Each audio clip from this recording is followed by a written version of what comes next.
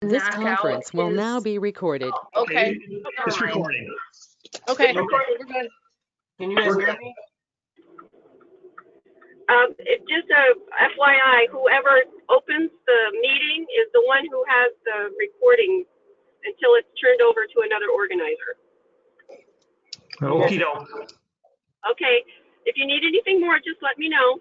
Okay, thank you. Oh, yes, no problem. Okay, we are going to officially call this meeting to order at 5:11 p.m. after some technical difficulties. We are operating under the Governor's Executive Order for the Open Meetings Act, and I am residing at the village office in compliance with the requirements.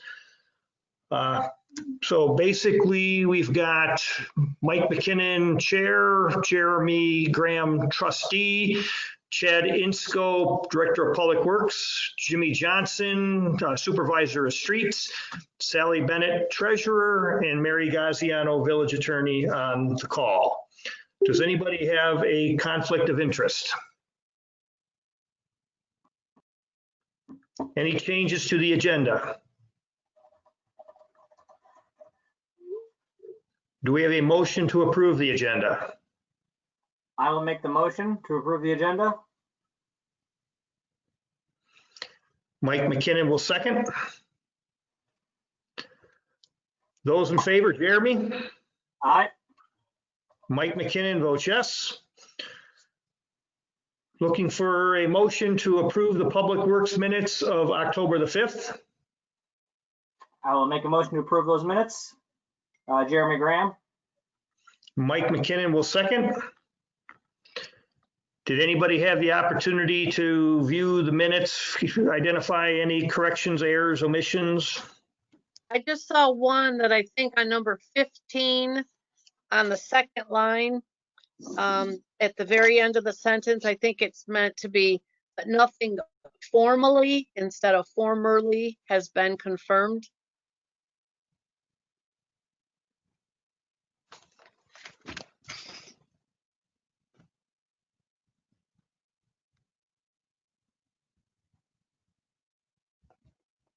Now, if we can just get spell checked and not only check words, but whether they make sense in a sentence, we'd be good. But that was all I saw. Okay, anybody else? Hearing none, those in favor of approval, Jeremy? Yes. And Mike McKinnon votes yes. We have nobody registered nor attending here for public comment. Sally had sent out her report shortly before the meeting. If anybody has any questions or comments on that. All I want to say is that the final payment to Civil/Helm will be paid at the board meeting Monday. And that is our next item on the agenda, so we will make sure we've agreed upon that, so we'll carry it to the board meeting, so.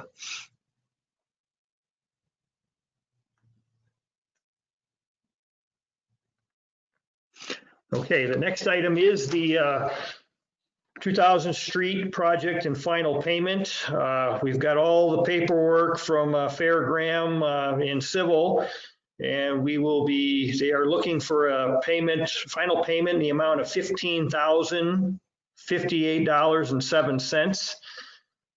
Just to clarify, the total amount, if approved, would be $93,012.59, which is about $5,100 than we originally approved at the board meeting back in April.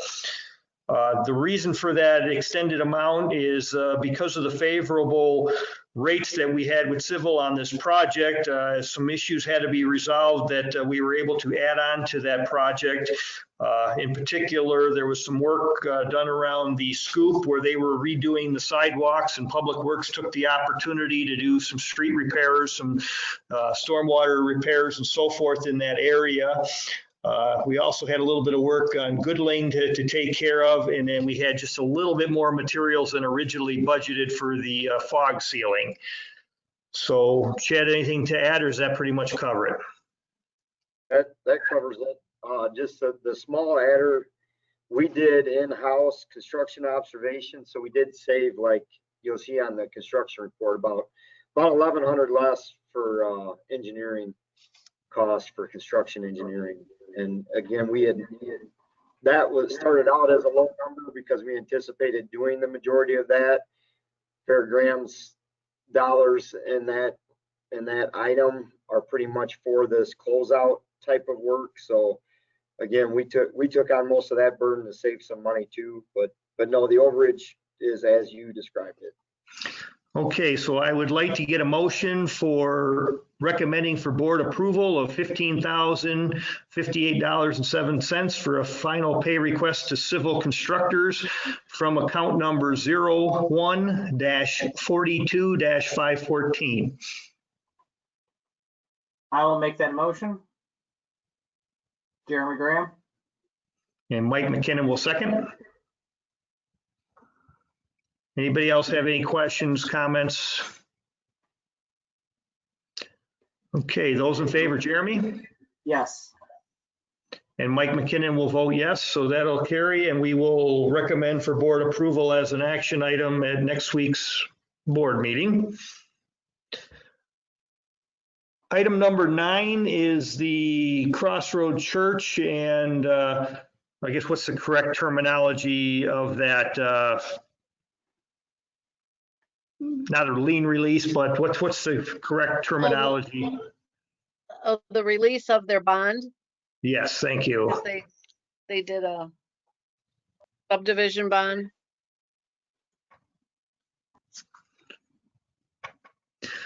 So we've got all the paperwork from Fairgram in conjunction with Crossroad Church. We probably got more than we bargained for because they included all the building construction and everything else, which was not needed. But Chad indicates he and Fairgram have gone through and dug out and identified the necessary items which we are concerned about, which is the road installation and the water main, and everything appears to be in order.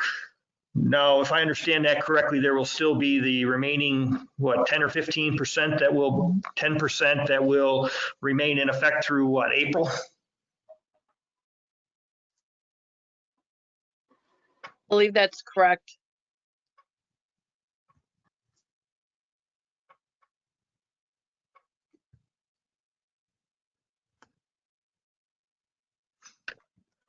Jeremy, did that information get sent out to you? Did you have a chance to see it? I do not believe so. I didn't see that in my inbox.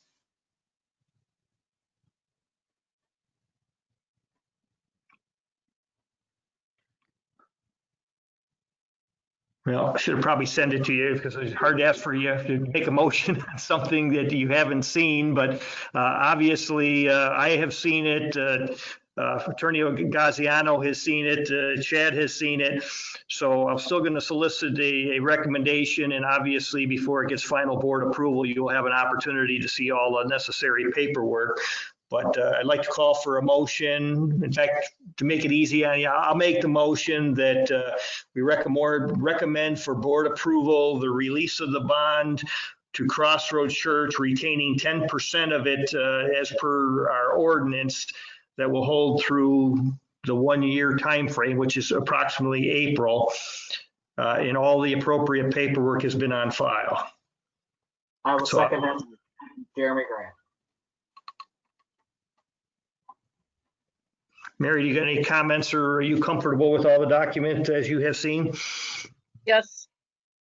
I am. Of course, this has nothing to do with their recapture agreement. That's a total separate matter, but not a requirement. That's just something they wanted and they would have to come forward with.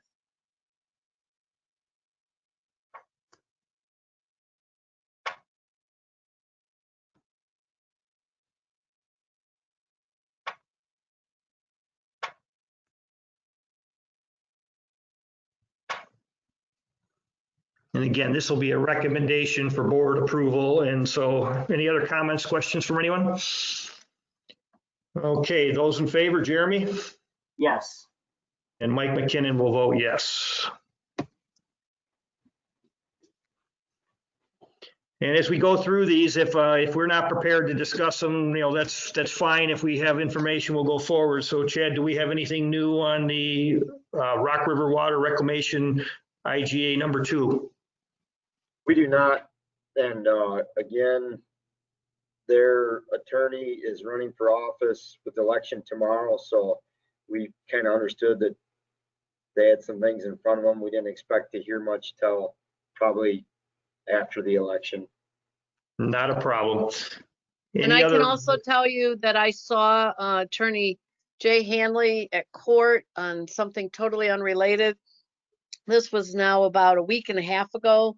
And he asked me after court, he said, can I talk to you? And unfortunately, I had a case that was being called. So he said he would call me, but he said it was about this matter. I haven't heard from him, but he was at least making the attempt at that point. So maybe after tomorrow, he'll either have more time or less time. That's true. So, okay. Any other RRWD activity that you need to share?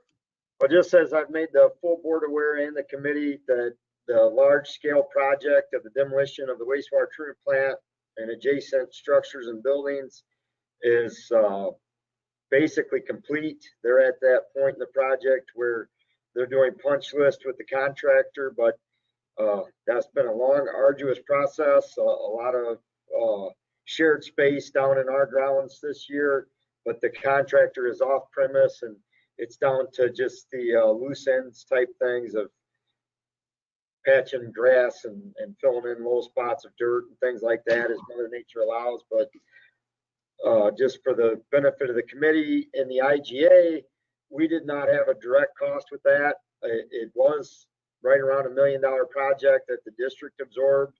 The closing of the old wastewater lagoon, the removal of sludge of the old wastewater lagoon, demolition of the buildings and appurtenances, and of course, part of that project was augmented because there were some buildings that had net value to us if they would leave them stay.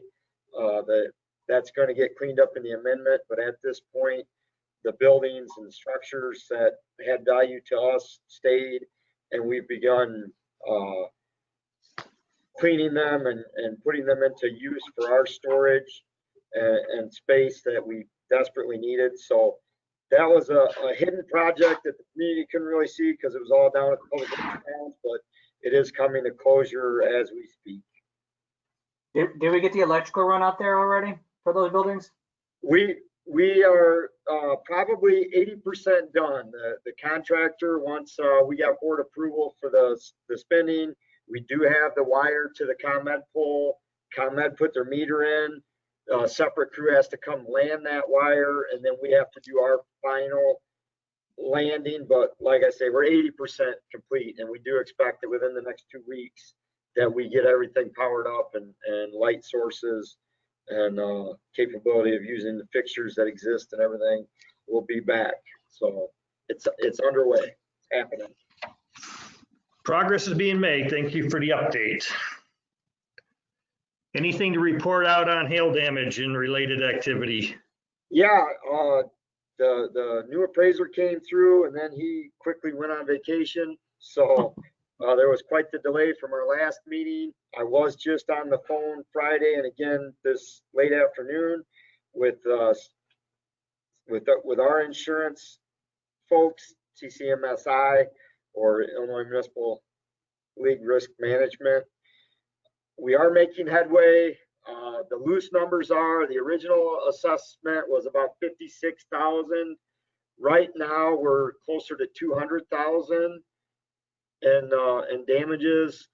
For the benefit of the committee, I'll share we had talked about we had some things that weren't directly insured, those being the downtown street lights and the lighted diamond lights. And it's a little hokey there, hard to believe, but we're looking at like $24,000 in damage or $17,000 in the downtown street lights, fixtures and globes. And the uniqueness of our insurance policy, we have a $5,000 per pole because it was something we owned but didn't insure under umbrella. There's some other language that means they're insured, but only up to $5,000 per pole. and the insurance will only cover the fixture and the globe, but it sounds like that's very nearly going to be covered. The downtown street lights.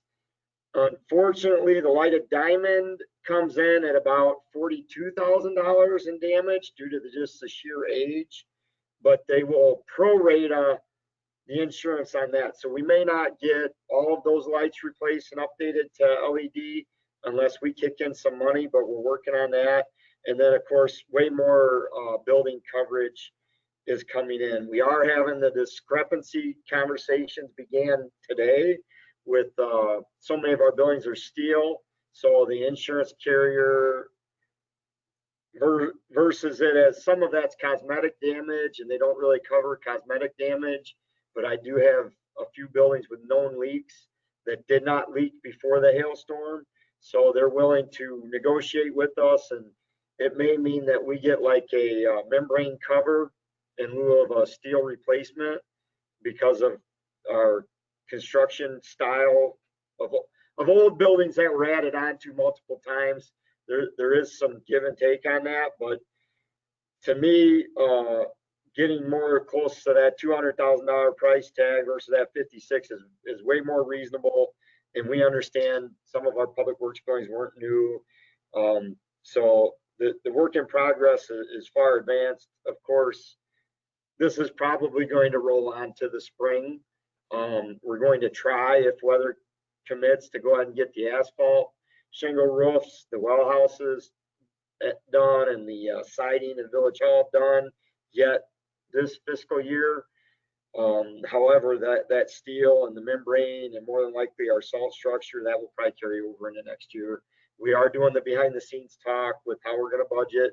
Sally's pretty much got a little bit of a game plan, the way I understood our last conversation, of at a minimum line items, and we'll be able to plan on in and out from the insurance company. And the insurance company does have the ability, if there's continuing negotiations or continuing changes in that price, that if it makes our budget dirty, that they will handle it.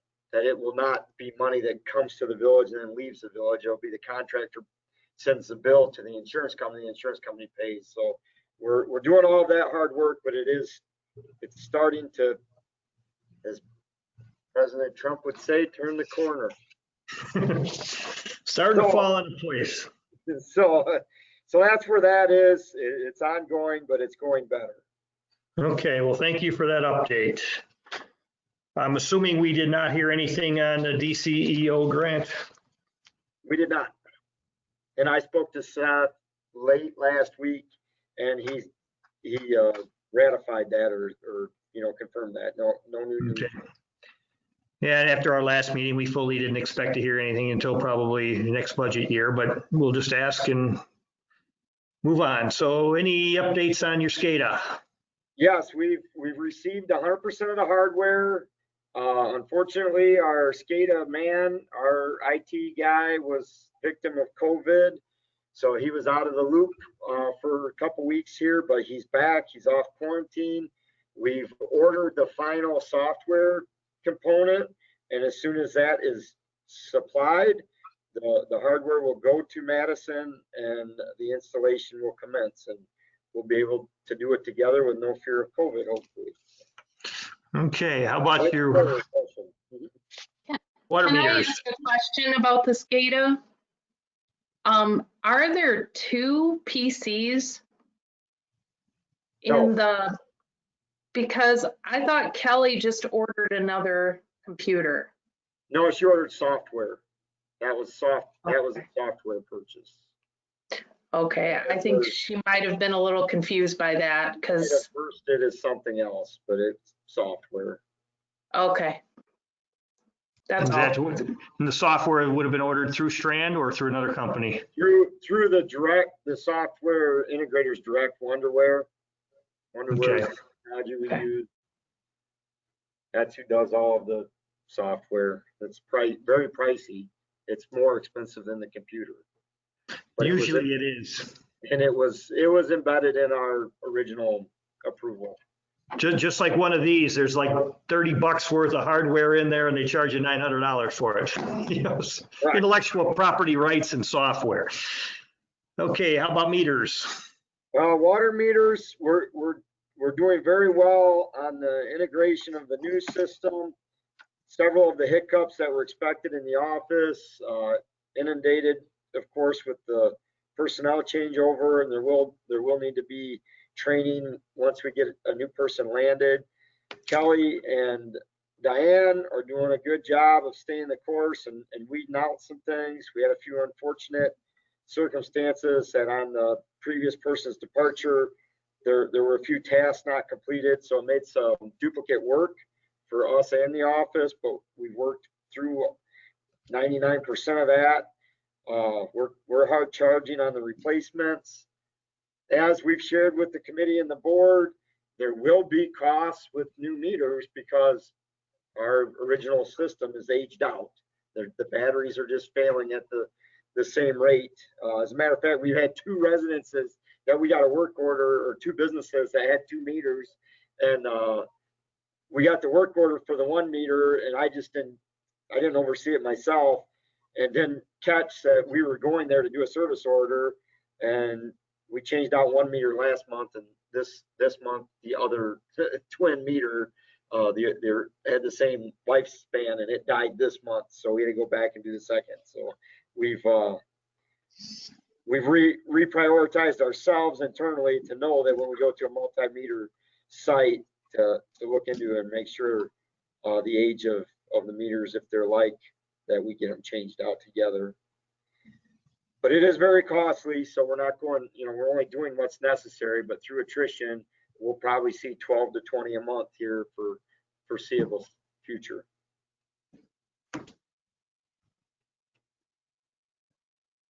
And of course, on that same note, we did do a 2.5, 3 month stay. We did not go into homes. We did not execute service orders due to COVID protocol, and then it loosened up. And then of course, we really don't know where we are right now. I think it's supposed to be over tomorrow after the election. Nobody gets my humor. It's okay to laugh. Well, it's not funny, I know, but. yeah, like I said, I'm sure people will work with you if there's got to be repairs remedied, and just take appropriate precautions. Yeah, and we're good. We're not pushy. We're telling the folks, we can come with a police escort if they want to let us in while they're not in the home.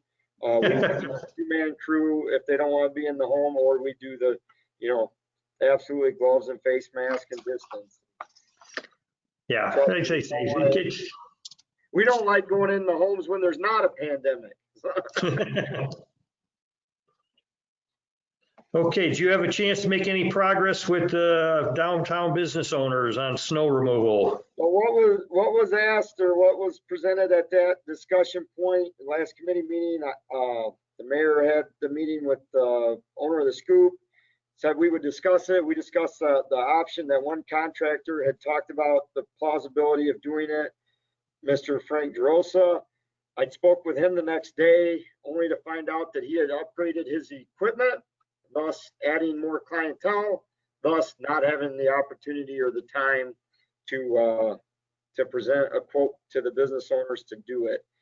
Frank, the village mayor, did reach out to that business owner, and basically, the way I understood it, put it back where it has been, that it's the business owner's responsibility to get it taken care of, and that they should just coordinate with us. Email from the mayor said that, that business owner would like to contact me and to discuss what their plans may be, and that's where it lies at the moment. Okay. But again, our stance from committee point of view, public works point of view, we've sent the letters in the past that it's the business owner's responsibility to clear their sidewalk.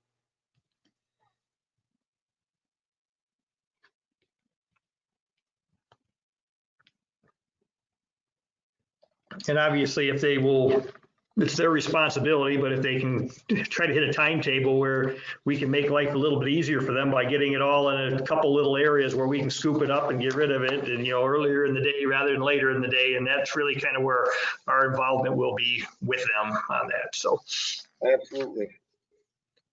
Any updates on capital equipment? You skipped 17. Jimmy wants to speak. How did I do that? I figured I had it there perfectly. I know we're probably getting close. 17, salt. All right. Would like to request to be able to spend up to $12,000 to purchase salt. Did we get a rate for this year, and how does it compare to last year? Yeah, it's the same exact rate. It's $89.91 Per a ton. Well, that's like 5 truckloads, probably. Sally or Chad or Jimmy, remember the account number off the top of your head? It's 514. 514. 0142514. Looking for a motion for board approval of purchasing up to $12,000 of salt from account number 0142-514. I will make that motion. I had a quick question though. What Wait a was the second. minimum? Wait a second. I will second it. Now you can ask your question. What was the, do we still have that minimum that we had to order every year? Yes, And what was that minimum again? the minimum. The minimum that we can purchase, Yeah. 280 tons. 280 tons. Wow. All right. Sounds good. Thank you.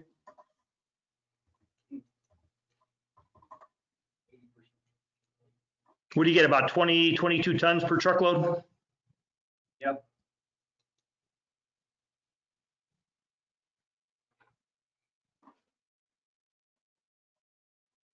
So this will get us to a little less than 50%. Correct. Any other questions? Negative. Calling for approval, Jeremy Yes. and Mike McKinnon will approve. Now moving, sorry, Jimmy, I didn't mean to cut you out there, buddy. Number 18. Any information?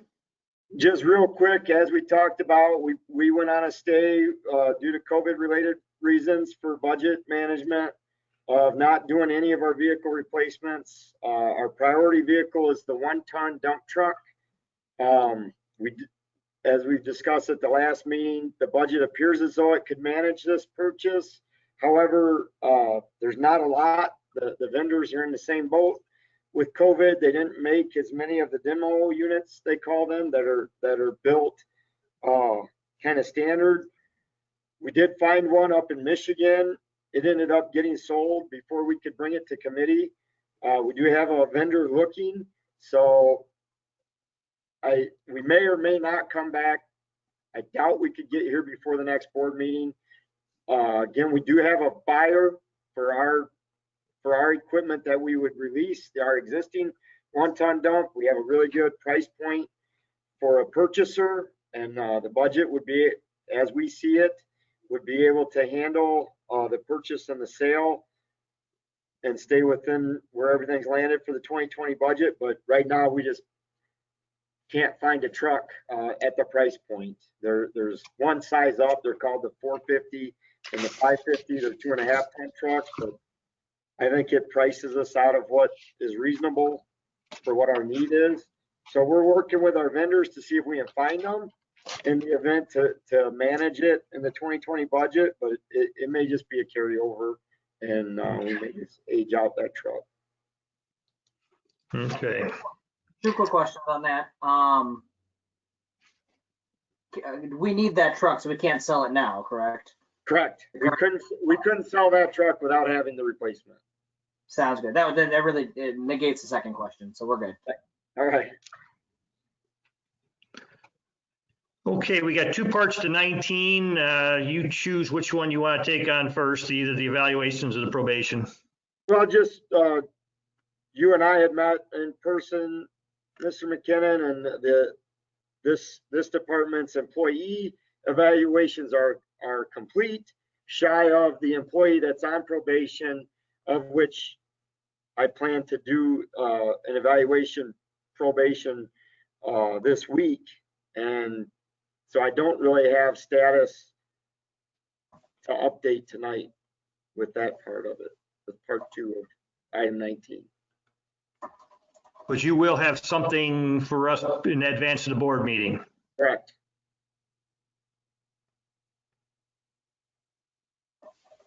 And I'll of course just be putting the closed file. I don't know if it should go in your mailbox, Mr. McKinnon, or if I should just put it in Sally Joe Huggins. I don't know why, but I honestly can't, due to COVID, don't know what we're doing with them. Go ahead and put it in Sally's box, and then after you've got everything up and whatever, you and I'll catch up on phone or whatever, so I'm prepared to bring it to committee or bring it to the board. Will do. And then on that note, just for the committee, benefit of the committee, there was a department head meeting, and I believe there's action item going in front of finance on some of the future management of employee evaluations and timelines for doing them. Just to put it in front of the committee at the moment. No big deal. It'll be a finance committee decision, and then they'll bring it to the board.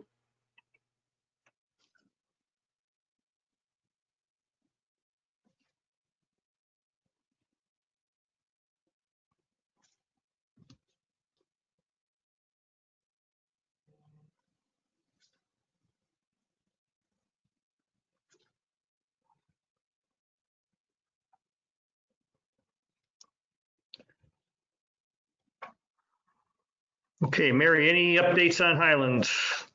A settlement proposal from the defendant will be discussed at the upcoming board meeting in executive session.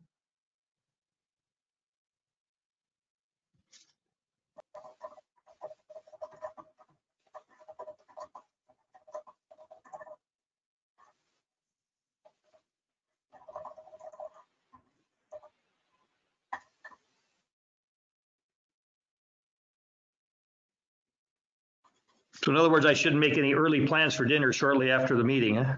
Correct. This is an important one and quite time sensitive, so bring your blanket.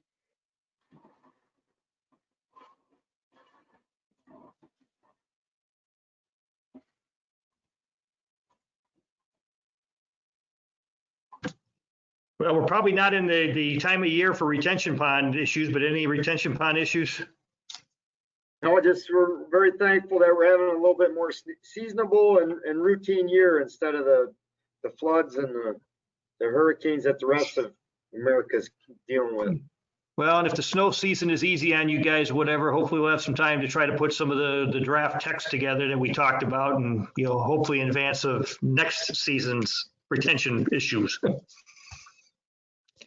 Any budget issues? I'll just share with the committee real quick that we're going to look to, due to a couple things. One, it looks like we're taking a softer hit from ComEd street lighting. We may be at the benefit of the LED cost of lighting versus the traditional cost. Sally's shaking her head no, so that's not great news. Well, I'm expecting to make about a $30,000 payment pretty soon. I just have to talk to George. Yeah, that sounds like it's all kinds of, we got a lot of trouble in there. So scratch that. I was going off what I read on the utility tax, but aside from that, we are getting additional MFT monies for road work. We're going to be aggressively pushing for the Elida Street phase project to happen in 2021.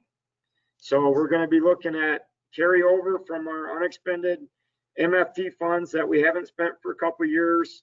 And please remember that there's a little new money coming in. Governor Pritzker had put an act together. We also have our fingers crossed. I know it's never wise to do, but oftentimes in new election years and in times like these, there are grant opportunities that come up. But we loosely look like we may have the ability to budget to get the Elida Street Road project done. It also needs to be done. So we're going to look at the budget conversations to put that back on the docket for 2021. It may require requests to bring money in from reserves. That does exist. And most of that money in reserves, or what we'll be asking for, is money that landed there from not being expended in the public works budget. And the carryover from the MFT and the new MFT money and the funds to come in next year. So again, just want to prime the committee to know that we do think that it's a potential to happen, and we'll be working the budget strings as hard as we can to get it budgeted. And I likewise think there'll be favorable bids on that as well if we go our normal course. So we'll be working really hard on that. And then likewise, maybe not likewise, but the O&M fund will have a very, very large ticket budget this year. We're going to have that big lump sum payment that's due to the district. We'll begin our full annual debt payments to the district. And then we also have to budget for that DCEO grant. Now that we haven't had the knowledge of whether it's awarded or not, but it's going to be a substantially large number. Sally and I discussed it over the phone, and next week, once the board meeting is done, I will of course be begging for her time and putting the inputs that we have for our budgets in there for the finance committee's work. But just so the committee's aware, it's going to look like large ticket year for street department and O&M. Bring donuts. Yeah, I will step up the buttering. Sounds like it might need more than donuts, but that's probably not allowed. Well, maybe cocktails when they're done with the discussion. Right. Bloody Marys after that time of the day, though. So, Undisclosed location. okay. Any additional employee input on items not on the agenda? I don't think so. Just making it clear that any undisclosed location has nothing to do with anyone having a public meeting. It Right. was just a joke between employees. Thank you for the clarification.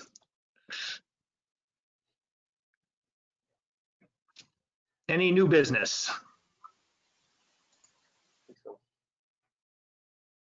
No new business. Okay, as far as attorney items, I guess obviously the one that you've already indicated that you're working on with the Highlands in preparation for the board, and then if any other additional activity comes out of the Crossroads when they make their request. Other than that, I think we're in pretty good shape for Public Works. Okay.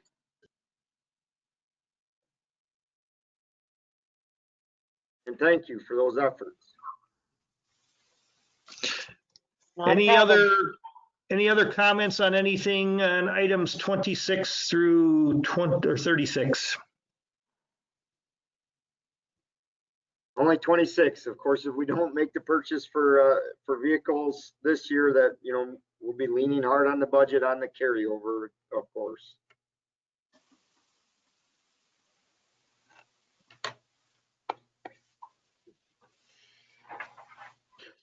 We have no reason to go to executive session.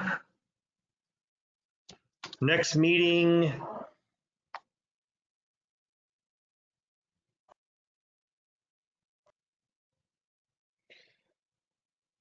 The board meeting will be the 7th. I have the board meeting on the 14th. Ninth. That'd be the night. I'm sorry, It'll be the 9th. December board meeting. Oh, I'm sorry. Oh, man. I have the December Is it board gonna be- meeting. Yeah, I do too have the 14th. How did that happen? I can't believe you're talking about December. Oh, you know what? I think we changed it from the first Monday after the first Tuesday to the second Monday always. Always. Right? Yes, that is correct. So therefore, okay, therefore, the next Public Works meeting will be Monday, December the 7th.